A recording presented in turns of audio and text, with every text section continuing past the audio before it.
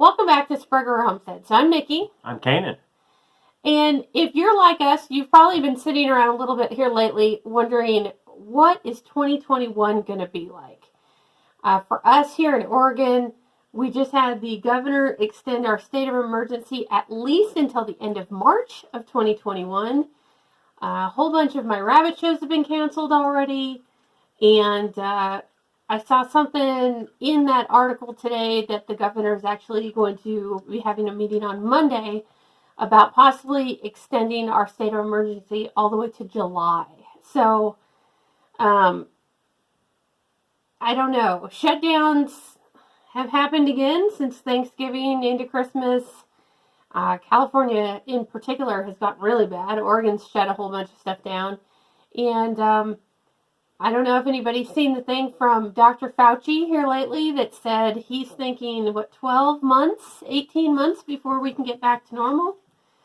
So it's just kind of had us thinking, if we had hoped that 2021 was going to come, kind of turn a corner. I think in the last few months, most of us have said, yeah, that's not going to happen. So, we've been kind of thinking, what does that mean for us going forward? With the majority of my whole rabbit program being based on show rabbits, and the majority of his shop stuff in his car being built around show cars. What does that mean for us? Especially now that if you've been with us for very long, you know that Kanan is now unemployed. And is the job market going to really start opening back up? So, what do you think? Well, there's a couple other things outside of our governor and what she's planning to do for shutdowns and that. Like Nikki said, Fauci had said it's going to be 12 to 18 months to get back to what, the normal thing, right? Which we all think are probably going to agree. There's really going to not be a old normal to go back to. It's going to be a new normal because everything has shifted on consumerism and businesses are gone. And yeah. So a couple of things else that happened this week is with the vaccine starting to show up Monday and you started getting people getting them, they released out the schedule for our county here in Klamath County. And so there's 4 phases to it. And you had medical workers that were getting it, high-risk patients for, the elderly in retirement homes, treatment care, all that kind of stuff were getting it first. And it goes down, and it just goes down, phase 1A, 1B, 2, 3. Well, if we were going to get the vaccine, we're going to be in phase 4, right? Because we're not elderly, we're not in frontline working, we're not essential workers. We basically don't have any categories that we fit into other than we're healthy middle-aged people. So for us, it's going to be, it listed at least 6 months before we would be eligible to get the vaccine. So really... And that's not saying one way or another. I don't want anyone to watch this and assume that we're big vaccine people. Right. I want to see what happens with the first 6 months of people. We're not big on the whole modern medicine. Right. I think there's a time and place for it. I know we have quite a few people that are in nursing and things that follow us. And I definitely appreciate everything that the medical workers are going through. I've got family myself that's nurses and in pharmaceuticals. I just don't, I feel like it's rushed. And I think that's how a lot of people feel. So I kind of want to see how it all shakes out. Yeah. So we started having this conversation earlier this week before anything locally started happening. But after I had seen the 4 phases, I said, hey, they're talking about this passport thing, right? You need to get the vaccine, then it will get you a passport. You can travel out of your state. You can do all this other stuff, which, she likes to go to rabbit shows out of state. I like to go to car shows out of state.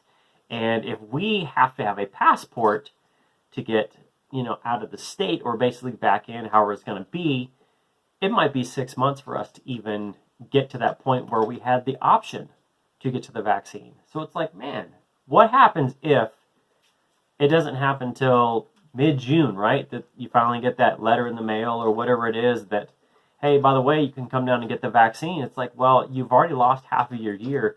So what is this farm and what is our life going to look like knowing that? And that's assuming there isn't a whole bunch more, side effects and anything gets pulled. So we started looking through the whole farm. Now, if you followed along, you know that for the most part, we've been moderately unaffected by what's happened with it. We live pretty isolated. With all of our stuff being canceled, we don't go to town a whole lot. Right. We've got freezers full of food, and we can, and so we've got a lot of stuff. So we're fine there. The biggest impact to us in 2020 has been his job. Yep. But we are also debt free. Yep. So while it was a big deal, there's enough stocked away where we're okay with it. So we started looking at individual parts of the farm. And so in the rabbits in particular, the plan is that if by midsummer to late fall, or into the fall rather, things aren't picking up, I'm going to cut my Trianta herd in half. I only have 21 rabbits right now in that herd. I say only, but that's small for me. Because they're not great meat animals. I mean, they're meaty little rabbits, but they're not huge. And they were purchased pretty much as a show animal. So we're going to cut them back. And I don't know. The rest of it, we're going to have to start really looking at how to cut costs on feeds around here.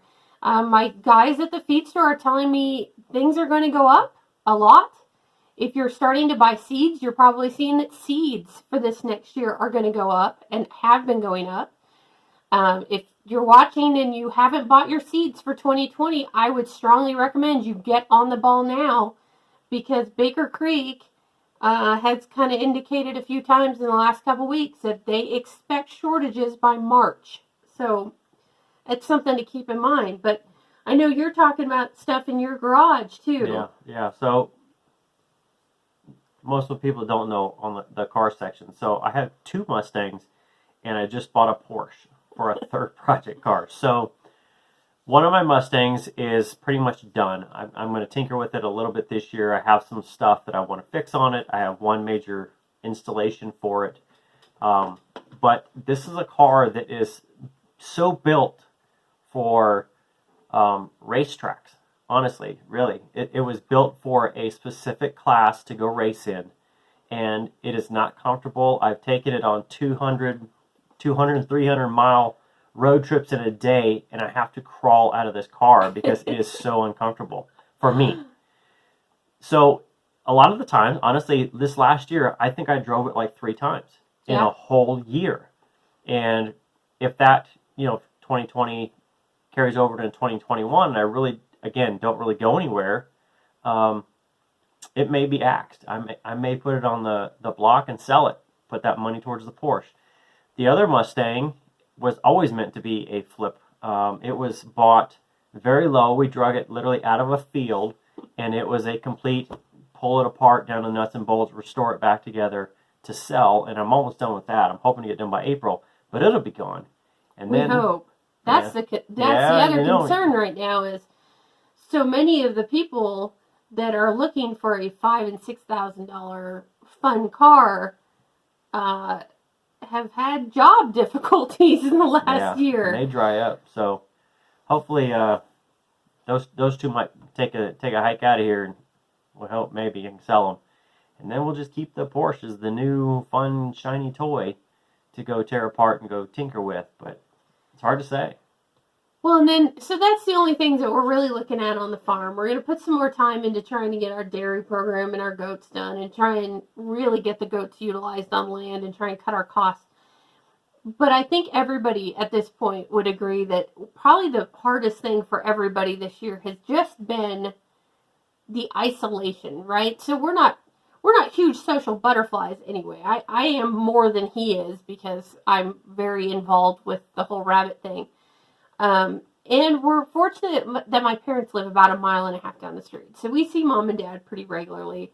But as far as the rest of it, we don't see very many people. And I know for a lot of people, seeing family has been a really big deal. Mm-hmm. Like Kanan's parents were going to try and come out this summer.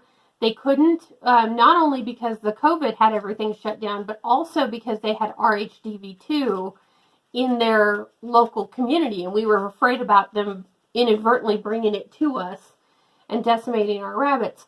Kanan's he's still got a grandparent. He's still got a grandma who we love and think the world of. And we don't know when we're going to get to see her again because we can't really travel. Right.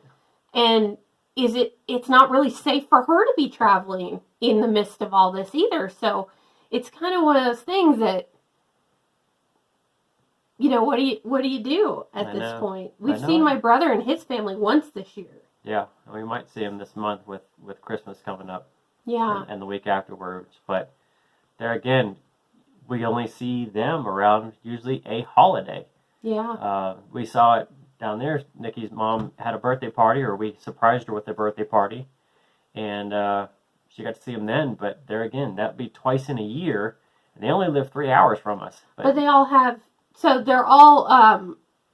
like asthmatics and have a lot of lung issues because of allergies. So they've been okay to come down and see us primarily just because they know we don't go anywhere. Mm-hmm. So our exposure risk has been really pretty low. But at the same time, you don't take a family full of asthmatics with underlying health conditions and do much traveling right now either. Right. And we don't go the other way either for those same kind of reasons. I don't want to pick something up at the pilot halfway up and inadvertently infect my nephews. Right. Particularly because the youngest has been in the hospital twice for respiratory problems in the last 3 or 4 years. So, it's been kind of a big deal. So the question now is, we know that, we've talked about it. Will stuff change? Really, I think some of the fun stuff, right? The extraneous money that we had previously when I had a 9-to-5 job is going to maybe evaporate. I'm going off into a new venture for myself on business stuff. I do a lot of ghost writing. That's where I do writing on the side. And one of the things I've been kind of tinkering with, one of the clients that I write for actually is going to sponsor my business. I guess you would say it that way. It's kind of a dealer network deal, but anyway, he's already fronted me the money to put my business out there. So now it's back on me to get off my butt and do it. That could be really great, or it could be really just kind of me. So it's hard to say, but we'll see how that goes. So maybe the fun stuff gets to stay, maybe it doesn't. But day to day for us is probably not going to change that much. I mean, we're still going to do all the chores, still work around the homestead. We probably won't get so big and crazy on some of our projects anymore, but we took a lot of stuff off the list this year, at least getting it started with mudroom, sunroom, and extra building and that. So the whole point of this was, like I said, we'd been thinking about this, and I'm sure it's on everybody else's mind too. So we want to know, what do you guys think? What do you expect to happen, and how is that going to impact you? I know not everybody who watches us is actively homesteading yet. Or if you are, you're doing it around a job.